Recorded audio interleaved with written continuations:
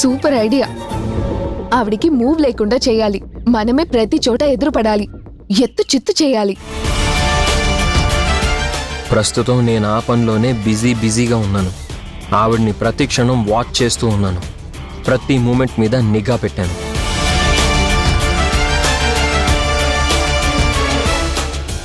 Mummy, bond papers మీద సంతకాలు okay, ఆస్తి మీద అధికారం వస్తుంది. మరి డైవర్స్ పేపర్స్ మీద ఎందుకు? ఆల్రెడీ వాళ్ళు విడిపోయి ఉన్నారు కదా. పైగా ఇద్దరి మధ్య ఈగో ప్రాబ్లం. ఎవరూ జీవితంలో తగ్గేదే లేదు అన్నట్టున్నారు. వాళ్ళు కలిసేదే లేదు. అలాంటప్పుడు ఈ డైవర్స్ పేపర్స్ మీద ఈ సంతకాలు ఎందుకు? ఎందుకు మనకి లేనిపోని రిస్క్? రిస్క్ కాదురా, అవసరం. వాళ్ళు విడిపోయారు నిజమే, విడిగా ఉంటున్నారు అది నిజమే.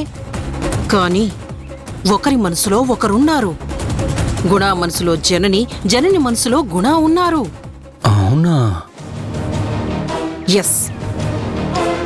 పైగా వీడి మనసులో దాని మీద కొత్తగా సదభిప్రాయం మొదలైంది. ఆ సదభిప్రాయం సర్దుబాటికి దారితీస్తే వాళ్ళిద్దరూ ఒక్కటవుతారు. తిరిగి వాళ్ల మధ్య ప్రేమ మొలకెత్తుతుంది. ఆ చిగుర్లు కొమ్మలు కాకముందే తుంచెయ్యాలి. ఏంటి, ప్రేమ చిగురిస్తుందా? ఆ పైగా మొన్నీ మధ్య ఇద్దరూ కలిసి ఏదో విలేజ్ టూర్ వెళ్ళొచ్చారు కదా. ఆ ముసలాయన ప్రోద్బలం, ఈ వయసోళ్ల విహారయాత్ర. వాడు టూర్ వెళ్ళొచ్చిన దగ్గర నుంచి అదోలా ఉంటున్నాడు. ఆ జనని గురించిన ఆలోచనల్లోనే మునిగి తేలుతున్నాడు. ఆ జనని మీద వీడికున్న అభిప్రాయం ఆ శివగాడితో చెప్తుంటే విన్నాన్రా. పైగా గుణ ప్రవర్తనలో జనని మీద ప్రేమ ఉందనే స్పష్టత కనిపిస్తోంది. అది పొరపాటున వాడి మనసులో చోటు సంపాదిస్తే మనం పెట్టాబేడా సర్దుకొని ఇక్కడి నుంచి వెళ్ళిపోవాల్సొస్తుంది. అందుకే వీటి మీద అడ్వాన్స్గా సంతకాలు చేయించుకుని ఆ జనని మన రూట్కి అడ్డు వస్తే, వాడి జీవితంలోకి ప్రవేశించాలని చూస్తే పర్మనెంట్గా తొలగించేయాలి. అందుకే ఆ విషయంలో ఎవ్వరికీ ఎలాంటి అనుమానాలు మన మీద కలగకుండా ఉండటానికే ఈ సాఫ్ట్ సంతకాల రూట్ ఎంచుకున్నాను. మనిషి ప్రాణం తీస్తే నేరం, శిక్ష. కానీ మనసుని చంపితే వాళ్లకు వాళ్ళు ఆత్మవంచన చేసుకొని ఒకరికొకరు ద్రోహం చేసుకునేలా చిత్రిస్తే మన చేతికి మట్టి అంటదు. వాళ్ళు చట్రంలో దొరుకుతారు, మనం చేతులు దులుపుకుని ఉండొచ్చు. వ్యక్తిత్వాలని, ప్రేమలని చంపేస్తే వాళ్ళు స్ట్రగుల్ అవుతారు, ట్రబుల్ పడతారా. మనం సేఫ్ జోన్లో సంతోషంగా చూస్తూ ఉండొచ్చు. మమ్మీ, అయితే ఇప్పుడు అసలు ఏం చేస్తావు, ఎలా చేస్తావు? ఆల్రెడీ వాళ్ళ మధ్య గ్యాప్ క్రియేట్ చేసిన దాన్నే కదా నేను. ఎలాగూ నేనిప్పుడు మళ్ళీ క్రియేట్ చేయడం నాకేమైనా కష్టమా? నువ్వు గ్యాప్ క్రియేట్ చేసావా? ఎలా? వీడు దాన్నిష్టపడి దాని మెడలో తాళి కట్టి పెళ్ళాంలా ఇంటికి తీసుకొచ్చిన క్షణం నుంచే నా ప్లాన్ ఇంప్లిమెంట్ చేశాను.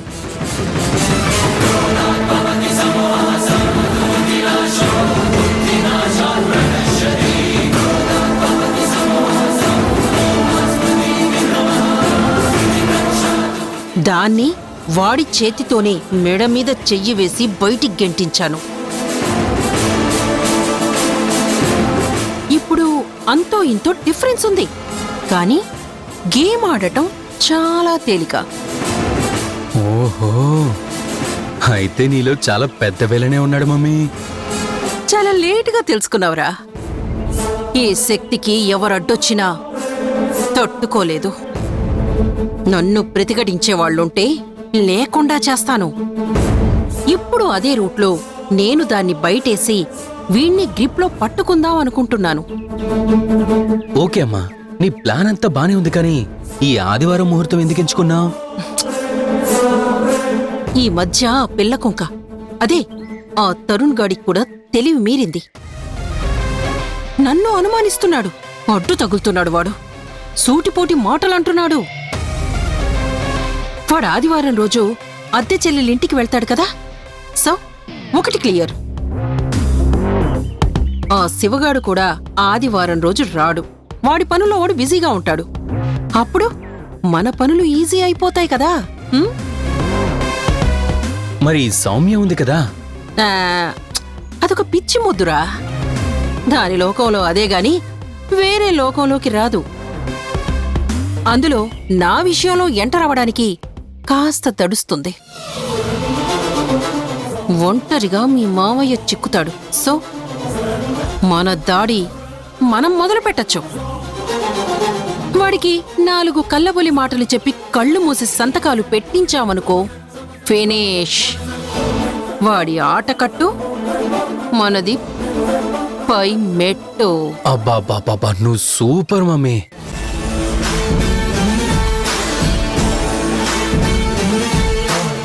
ఇలాంటి విషయాల్లో సూపర్ కాదురా, సూపర్ ఫాస్ట్. ఏ శక్తి!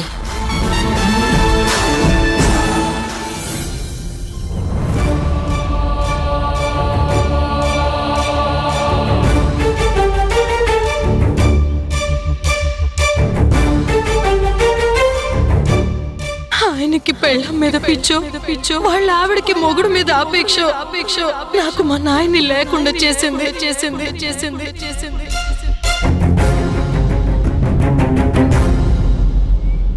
గాయం మానొచ్చు కానీ గుర్తులు చెరిగిపోవు. అవి అలా మిగిలి వెక్కిరిస్తూ ఉంటాయి. కాలం మారినా నైజం మారదు. తప్పులు వెతికేవాళ్ళు ఆ తప్పుని గ్రహించలేరు. సమర్థించుకోవడానికి అలవాటు పడిన వాళ్లకు పరిశీలన కరువైపోతుంది. వాస్తవాలు తెలుసుకునే ప్రయత్నం చేయలేని వాళ్ల మూర్ఖత్వం. దాన్ని తలచి ప్రయోజనం లేదు. మార్పు ఆశించడం వృధా. నిజం ఒప్పుకోలేని వాళ్ళు నిందలు వేయడంలో ఫస్ట్ ఉంటారు. ఆత్మవిమర్శలు లేని వాళ్ళు అవతలి వాళ్ల వ్యక్తిత్వాల్ని కాలరాసే ప్రయత్నం చేస్తారు. వాళ్ల ఆత్మాభిమానాన్ని, ఆత్మ సంఘర్షణని అస్సలు అర్థం చేసుకోరు. మనసు పెట్టి ఆలోచించరు.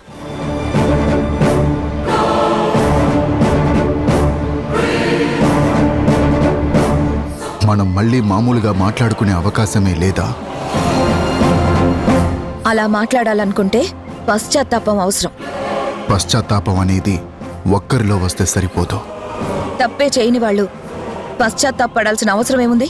లేదు అనే వాదనని కాస్త పక్కన పెట్టి గతాన్ని తవ్వి ముందేసుకోవడం మానేస్తే మార్పుకి, కొత్త ఆలోచనలకి చోటుంటుంది. అలాంటప్పుడు అసలు గతంలోకి తొంగి చూడడమే తప్పు. గుర్తుంచుకోవాల్సింది గతాన్ని కాదు, గతం నేర్పిన గుణపాఠాల్ని. ఎవరికి వాళ్ళు అవి గుణపాఠాలనుకుంటే సరిపోదు. అవతల వాళ్ళ గుణగణాల గురించి లోతుగా ఆలోచించాలి. కోపంతో అంచనా వేయటం కాదు, సౌమ్యంగా సర్దుబాటు ధోరణితో చూస్తే ఎవరైనా అర్థం అవుతారు. ప్రయత్నాలన్నీ విఫలమయ్యిన తర్వాతే విడిపోయే పరిస్థితి వచ్చింది. బంధాలు వదిలేసుకున్నాం, కానీ కనీసం స్నేహితుల్లా మాట్లాడుకుని అపార్థం తొలగించుకోవాలనే ఆలోచన రావడం లేదా? మన మధ్య అగాధాలు ఏర్పడ్డాయి. అవి ఇప్పట్లో సమసిపోయేలా లేవు. సందేహాలు నివృత్తయ్యే అవకాశమే కనపడడం లేదు. సందేహాలతో పాటు నువ్వు చేసిన గాయాలు, బాధల తాలూకు జ్ఞాపకాలు అలాగే ఉన్నాయి. నీకు నేను మిగిల్చిన అపార్థాలు కూడా అలాగే ఉన్నాయి. మనం మళ్ళీ మామూలుగా మాట్లాడుకోవాలంటే అవన్నీ తొలగిపోవాలి. కానీ అది అసాధ్యంగా తోస్తుంది.